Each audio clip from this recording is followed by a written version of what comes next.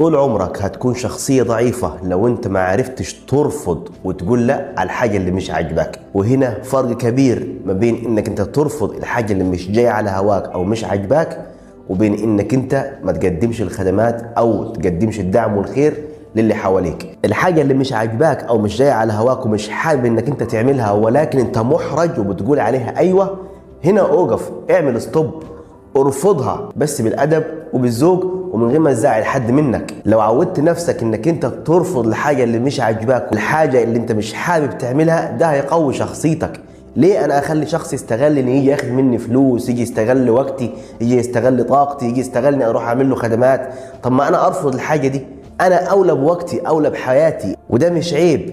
اول خطوات النجاح في حياتك انك انت ترفض الحاجه اللي انت مش حاببها او مش عاجباك، بخلاف انك انت تخدم حد او تقدم اي خدمه لحد.